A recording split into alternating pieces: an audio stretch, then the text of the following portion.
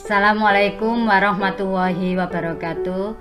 Alhamdulillah, kita patut bersyukur kepada Allah bahwa pada hari ini kita masih diberi kesehatan, kesempatan ibadah, dan kesempatan belajar. Sebelum pelajaran kita mulai, marilah kita berdoa dahulu. Semoga ilmu yang kalian dapatkan bermanfaat. Berdoa mulai. Selesai. Anak-anak, pada bab 1 ini kita akan membahas tentang perumusan dan pengesahan Pancasila sebagai dasar negara. Sebelum saya lanjutkan, di sini akan saya perkenalkan guru mata pelajaran PPKN kelas 7, ada Bu Dwi Endang. Ini nanti yang mengajar di kelas 7A sampai kelas 7I. Kemudian Bu Sadia yang mengajar di kelas 7J sampai kelas 7N. Nah, pada pertemuan pertama kita akan membahas tentang perumusan Pancasila sebagai dasar negara. Kompetensi dasarnya menganalisis proses perumusan dan penetapan Pancasila sebagai dasar negara. Tujuan pembelajarannya yang pertama, mendeskripsikan perumusan Pancasila sebagai dasar negara dalam sidang BPUPKI. Yang kedua, nanti kalian membuat laporan tentang perumusan Pancasila sebagai dasar negara. Nah, anak-anak, di sini ada gambar 1.1, gambar lambang Garuda Pancasila. Tentunya kalian masih ingat karena sudah dipelajari saat di sekolah dasar. Lambang negara Indonesia adalah Garuda Pancasila dengan semboyan Bhinneka Tunggal Ika yang berarti berbeda-beda tetapi tetap satu. Lambang negara Indonesia berbentuk Garuda yang kepalanya menoleh ke sebelah kanan. Gambar yang kedua adalah Gedung Pancasila. Bagaimana dengan Gedung Pancasila, anak-anak? Gedung tersebut merupakan salah satu gedung yang bersejarah dalam perjuangan kemerdekaan bangsa Indonesia. Oleh karena itu, sudah sepantasnya gedung ini diberi nama Gedung Pancasila. Pancasila sebagai dasar negara merupakan hasil perjuangan para pendiri negara. Mereka itu adalah orang-orang yang berjuang untuk mendirikan bangsa dan negara Indonesia. Sudah sepantasnya jasa-jasanya harus selalu kita kenang dan selalu kita ingat. Seperti yang diucapkan oleh proklamator kemerdekaan Indonesia, Insinyur Soekarno, jangan sekali-kali melupakan sejarah. Dan pernyataan itu biasanya disingkat dengan jas merah.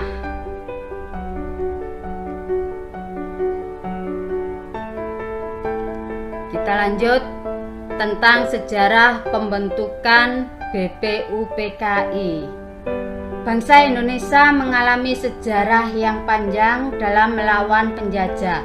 Kita pernah mengalami penderitaan ketika dijajah oleh Belanda dan kekalahan Belanda oleh Jepang dalam Perang Asia Timur Raya menyebabkan bangsa Indonesia dijajah oleh Jepang.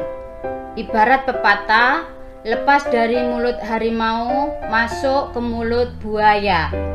Tepatlah kiranya itu menggambarkan bagaimana penderitaan bangsa kita saat itu.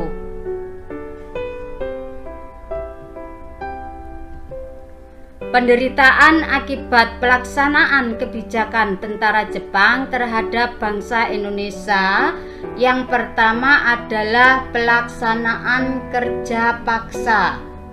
Banyak laki-laki Indonesia dikirim ke Myanmar untuk melakukan pekerjaan pembangunan dan pekerjaan berat dengan kondisi yang sangat buruk, sehingga banyak rakyat Indonesia yang meninggal.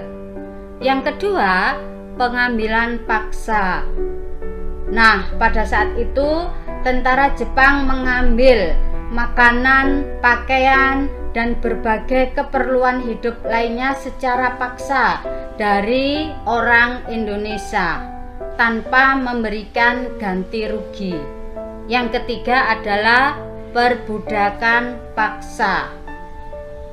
Perempuan-perempuan Indonesia banyak diperkerjakan secara paksa oleh tentara Jepang. Selain itu, banyak menahan dan memperlakukan warga sipil di kop-kop tahanan dalam kondisi yang sangat buruk. Jepang mulai menguasai wilayah Indonesia setelah Belanda menyerah. Nah, pada tanggal 8 Maret 1942, Indonesia menjadi wilayah pendudukan Jepang. Kedatangan Jepang semula disangka baik oleh bangsa Indonesia, dan Jepang memberikan janji kemerdekaan kepada bangsa Indonesia. Kemudian banyak semboyan dikumandangkan oleh Jepang untuk menarik simpati bangsa Indonesia. Yang pertama adalah Jepang Pelindung Asia, yang kedua Jepang Pemimpin Asia, yang ketiga adalah Jepang Cahaya Asia. Nah, tadi sudah saya singgung tentang proses pembentukan BPUPKI. Jepang meyakinkan kepada bangsa Indonesia tentang kemerdekaan yang telah dijanjikan, dan kemudian dibentuklah BPUPKI. Kemudian pada tanggal 1 Maret 1945, Jepang mengumumkan dibentuknya BPUPKI dan diresmikan pada tanggal 29 April 1945. Anggota BPUPKI dilantik oleh Jepang, yang anggotanya ada 62 orang yang terdiri atas tokoh-tokoh bangsa Indonesia dan 7 orang perwakilan dari Jepang. Ketuanya adalah Dr. Rajiman Widyodiningrat. Nah, di sini ada gambar 1.2. Ini gambar sidang BPUPKI, anak-anak. Nah, BPUPKI mengadakan sidang sebanyak 2 kali sidang resmi dan 1 kali sidang tidak resmi. Sidang resmi pertama itu dilaksanakan pada tanggal 29 sampai tanggal 29 Mei sampai 1 Juni 1945, membahas tentang rumusan dasar negara Indonesia merdeka. Sidang tidak resmi dilaksanakan di masa reses di antara sidang ke-1 dan ke-2 yang membahas tentang rancangan pembukaan Undang-Undang Dasar 1945. Sidang kedua berlangsung tanggal 10 sampai 17 Juli 1945 yang membahas tentang rancangan Undang-Undang Dasar. Nah, anak-anak, sejak berkuasa di Indonesia, Jepang dengan segala cara menguras kekayaan dan tenaga rakyat Indonesia.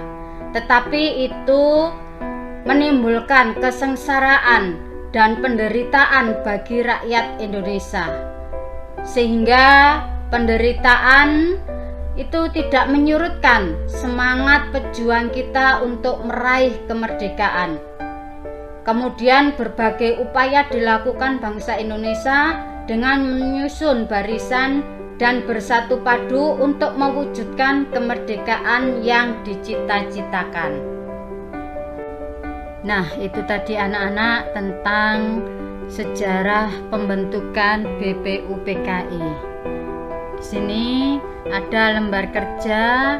Yang pertama, kalian menceritakan pembentukan BPUPKI dalam bentuk video yang durasinya maksimal 3 menit memakai seragam sekolah, ya, dengan memperkenalkan nama, kelas dan nomor absen, nomor HP, kesan dan pesan pada saat pembelajaran daring, dikumpulkan di Google Classroom hari Selasa tanggal 28 Juli 2020 pukul 24. Ini kode Google Classroom untuk kelas yang di Ampu Bu Sadia mulai kelas 7J sampai kelas 7N.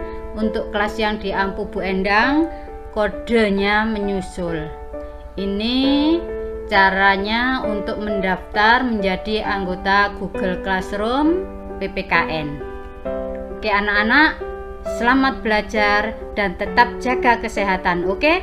Wassalamualaikum warahmatullahi wabarakatuh.